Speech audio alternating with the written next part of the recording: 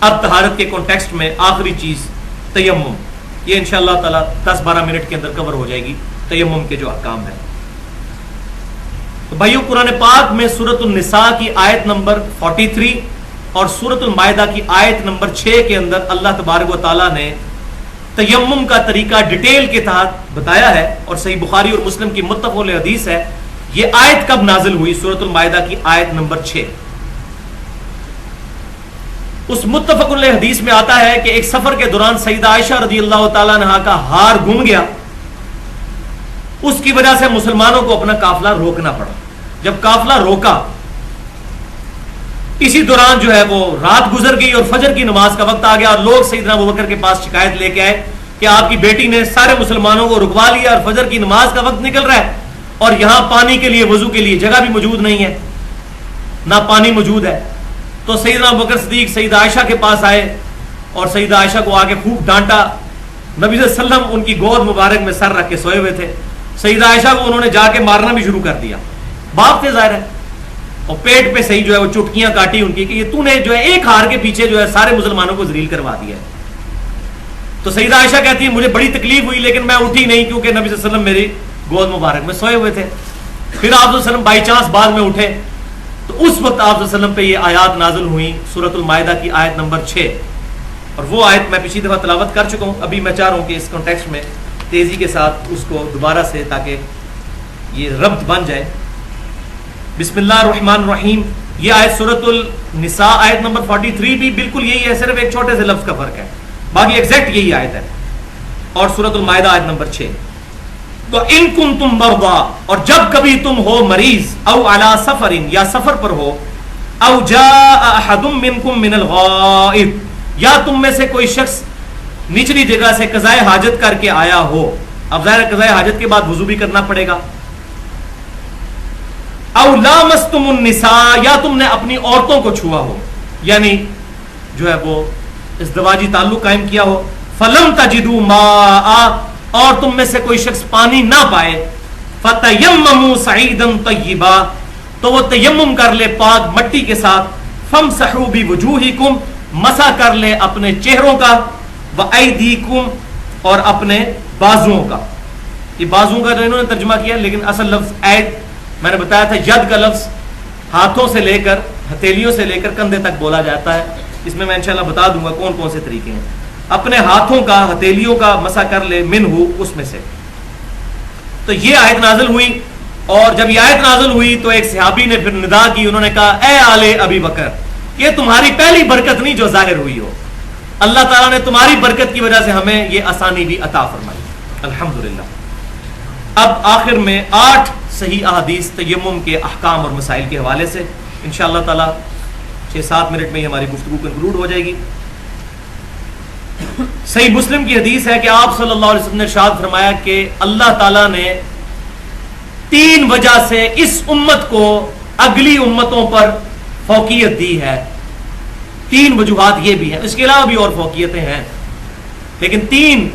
کہ اللہ تعالیٰ نے اس امت کی صفوں کو فرشتوں کی صفوں کی مثل قرار دیا۔ نمبر 2 کہ ساری زمین کو اس امت کے لیے مسجد بنا دیا، اور نمبر 3 زمین کی مٹی کو طہارت کا ذریعہ بنایا اگر میرے امتی پانی نہ پا سکے۔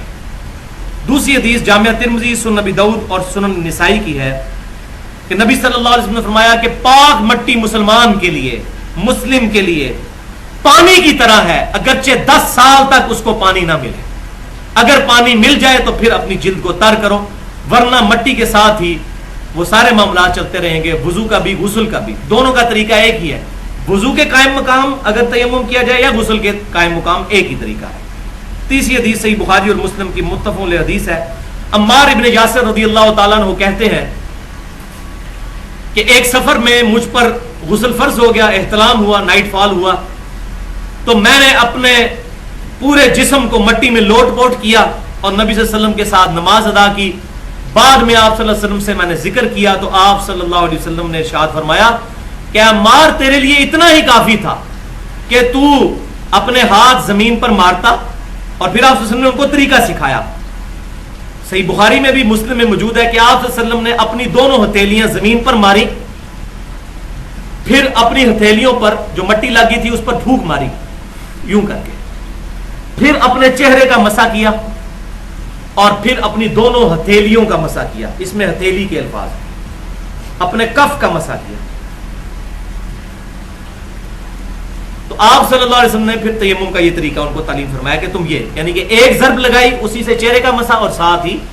دونوں ہاتھوں کا ہتھیلیوں سمیت مسح. تو آپ نے فرمایا یہ تمہارے لیے کافی. تو یہاں سے یہ مسئلہ بھی پتا چلا کہ قیاس چاہے صحابی کا ہی کیوں نہ ہو، اگر کتاب و سنت سے ٹکرا جائے تو ایکسیپٹیبل نہیں ہے. عمار بن یاسر نے اجتہاد ہی کیا تھا، قیاس کیا تھا کہ جیسے غسل میں پورا جسم دھویا جاتا ہے، انہوں نے تیمم میں اپنے پورے جسم کے اوپر مٹی مال لی، لیکن اللہ کے نبی نے اس کو ریجیکٹ کر دیا.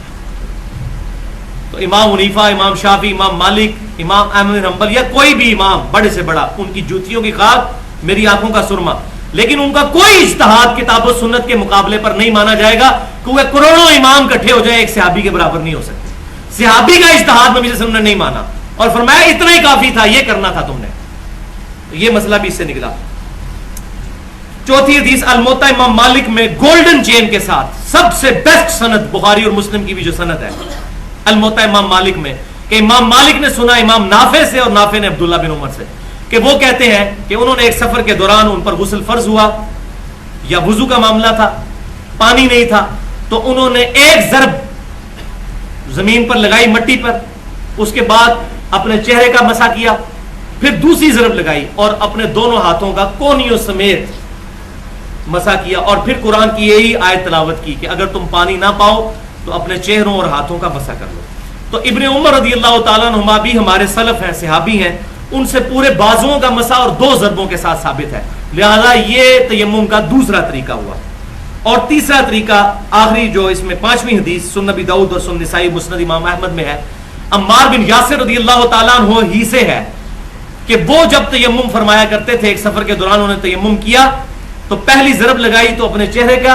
مسح کیا اور دوسری ضرب کے ساتھ اپنے دونوں بازوؤں کا کندھوں سمیت مسح کیا، پورے ید کا. تو یہ تین طریقے ہو گئے تیمم کرنے کے. ایک چہرے والا تو کامن ہے، ایک ضرب کے ساتھ چہرے کا اور ہاتھوں کا، دو الگ الگ ضربوں کے ساتھ چہرے کا اور دونوں بازوؤں کا کونیوں سمیت، اور تیسرا طریقہ دو الگ الگ ضربوں کے ساتھ چہرے کا اور پورے ہاتھ کا کندھوں سمیت. یہ تین طریقے امام ترمذی رحمۃ اللہ علیہ نے نقل کیے ہیں جامعہ ترمذی کے اندر انٹرنیشنل نمبر کے مطابق 144 نمبر حدیث کے اندر، اور پھر انہوں نے پریفر کیا ہے پہلے طریقے کو کیونکہ وہ مرفوع طریقہ ہے، نبی صلی اللہ علیہ وسلم کا خود تعلیم فرمایا ہوا، اور وہ قرآن پاک کی آیت میں فٹ ان بیٹھتا ہے کہ اپنے ہاتھوں کا مسح کرو. اور میں نے بتایا تھا کہ اس سے پہلے وہ آیا تھا ایدیکم الی المرافق، اپنے ہاتھوں کو دھو کونیوں تک، لیکن جب مسح کا ذکر آیا اس میں یہ نہیں کہا کہ کہاں تک. تو لہٰذا عرف عام میں ید کا لفظ عربی زبان میں یہاں تک کے لیے ہی عرف عام میں، ویسے تو پورا بولا جاتا ہے لیکن عرف عام میں یہی بولا جاتا ہے. اور بخاری مسلم کے اندر موجود ہے کہ آپ صلی اللہ علیہ وسلم نے اپنے کف کا کیا. تو کف کا لفظ، یہ کف اردو میں بھی استعمال ہوتا ہے، یہ جو کف باندھا جاتا ہے. ایسے تو کرتا پہننا چاہیے، نبی صلی اللہ علیہ وسلم کے یہ کرتا استعمال فرمایا کرتے تھے، لیکن کف اگر بند ہوتا ہے اس کے لیے کف کا لفظ بھی استعمال ہوتا ہے اردو زبان کے اندر بھی. تو یہ تینوں طریقے الحمدللہ صحیح ہے، سب سے پریفریبل وہی ہے جو قرآن پاک میں ہے اور بخاری اور مسلم میں. چھٹی حدیث صحیح بخاری اور مسلم کی متفق علیہ حدیث ہے کہ آپ صلی اللہ علیہ وسلم کو کسی نے سلام کیا تو آپ صلی اللہ علیہ وسلم نے اس کا جواب نہیں دیا، بلکہ آپ دیوار کی طرف متوجہ ہوئے، آپ صلی اللہ علیہ وسلم نے اپنا ہاتھ دیوار پر مارے اور اپنے چہرے اور اپنے ہتھیلیوں کا مسح کیا، یعنی تیمم کیا، یعنی آپ پر غسل فرض تھا. تو آپ صلی اللہ علیہ وسلم نے پھر اس کے سلام کا جواب دیا. لیکن یہ افضلیت ہے، بہتر ہے کہ ایسا کیا جائے، ورنہ صحیح مسلم میں ہم پڑھ چکے ہیں کہ نبی صلی اللہ علیہ وسلم جنابت کی حالت میں بھی اللہ کا ذکر کیا کرتے تھے. تو سلام کا جواب بھی جنابت کی حالت میں دے سکتے ہیں، لیکن بہتر یہی ہے کہ پہلے تیمم کر لیا جائے. ساتویں حدیث سنن ابی داؤد اور سنن نسائی میں ہے کہ دو صحابہ سفر پر گئے، ان کو پانی نہیں ملا، دونوں نے تیمم کر کے نماز پڑھی، بعد میں پانی مل گیا تو ایک صحابی نے اپنی نماز لوٹائی، دوسرے نے نہیں لوٹائی. نبی صلی اللہ علیہ وسلم کی مبارک خدمت میں جب یہ مقدمہ پیش ہوا تو آپ صلی اللہ علیہ وسلم نے جس صحابی نے نماز دوبارہ نہیں پڑھی تھی اس کو کہا کہ تو نے اچھا کام کیا، سنت پر عمل کیا. اور دوسرے صحابی جنہوں نے دوبارہ وضو کر کے پانی سے اپنی نماز لوٹائی تھی، آپ صلی اللہ علیہ وسلم نے فرمایا تم نے بہتر کام کیا، تمہارے لیے دوہرا اجر ہے. تو اگر نماز پڑھ لے دوبارہ لوٹا لے تو دوہرا اجر ہے، لیکن ضرورت نہیں لوٹانے کی، وہ تیمم کے ساتھ پڑھی ہوئی نماز ہی کافی ہے۔ اور آخری حدیث تیمم کے کانٹیکسٹ میں سنن نبی داؤد اور سنن ابن ماجہ کے اندر حدیث ہے کہ نبی صلی اللہ علیہ وسلم کے مبارک زمانے میں ایک صحابی کو سر پر زخم لگا۔ یہ دو روایتیں ہیں، ایک ضعیف ہے ایک صحیح ہے، میں صحیح والی بیان کر رہا ہوں۔ صحابی کو زخم لگا اور وہ احتلام کی حالت میں بھی تھے، تو انہوں نے اسی زخمی حالت میں ٹھنڈے پانی سے سردیوں میں غسل کر لیا، اس کی وجہ سے ان کی ڈیتھ ہو گئی۔ تو نبی صلی اللہ علیہ وسلم اپنے صحابہ پر سخت ناراض ہوئے اور فرمایا تم نے ان کو قتل کیا ہے، تم نے اس کو قتل کر ڈالا، اور فرمایا کہ کیا ایسے شخص کے لیے ایسا نہیں تھا، بہتر نہیں تھا کہ وہ شخص ناواقفیت کی بنا پر علم والے سے پوچھ لیتا، یعنی نبی صلی اللہ علیہ وسلم سے آ کے مسئلہ پوچھ لیتا۔ تو مسئلہ پوچھنے میں کوئی شرم نہیں کرنی چاہیے۔ تو اگر کوئی ایسا معاملہ ہو کہ زندگی موت کی کشمکش ہو جائے تو تیمم ہی کر لینا چاہیے، یا باقی جسم کے اوپر پانی بہا لیں اور زخم والی جگہ پر ہاتھ پھیر لیں، مسح کر لیں، وہ جو بھی جس طریقے سے، جیسا کہ صحیح حدیث میں المصنف ابن ابی شیبہ میں سنن بہقی میں ملتا ہے، عبداللہ بن عمر رضی اللہ تعالیٰ عنہما جب زخم لگتا تھا تو پٹی کے اوپر مسح کر لیتے تھے، باقی جسم کو دھو دیا کرتے تھے۔ تو لیکن یہاں ایک آخری بات اس کانٹیکسٹ میں یاد رکھیے گا کہ یہ جو ہمارے ڈاکٹر صاحبان ہیں نا، اکثر چھوٹی چھوٹی باتوں پہ کہتے ہیں جی کوئی ضرورت نہیں، تیمم شروع کر دیں جی، آپ وضو کرنے کی کوئی ضرورت نہیں۔ جو ڈاکٹر خود ہی نماز نہیں پڑھتا اس کا کوئی فتویٰ جو ہے نا ایکسیپٹیبل نہیں ہے، اس کو تو خود خوف خدا نہیں ہے۔ ہاں کوئی نمازی ہو، اس کو اپنی آخرت کی فکر ہو تو وہ دیکھے گا بھائی نزلہ زکام کے اوپر اس کو میں تیمم بتا رہا ہوں، نزلہ زکام کے اوپر تو تیمم نہیں بنتا، زندگی موت کی کشمکش بن جائے وہ الگ بات ہے۔ لہٰذا یہ معاملات جو ہیں وہ بالکل پرہیزگاری کے اعتبار سے سمجھ لینے چاہیے، کہ میں یہ بھی نہیں کہتا کہ وہ بالکل فنیٹک ہو جائے کہ وہ اس کی بالکل 104 بخار چڑھا ہوا ہے اس کو اور وہ اتر نہیں رہا اور جا کے وہ ٹھنڈے پانی سے نہا لے، ایسا فنیٹک بھی نہ ہو، لیکن نزلہ زکام کے اوپر جو ہے وضو کرنا غسل کرنا بھی نہ چھوڑ دے۔ تو یہ بڑی احتیاط اس میں کرنی چاہیے۔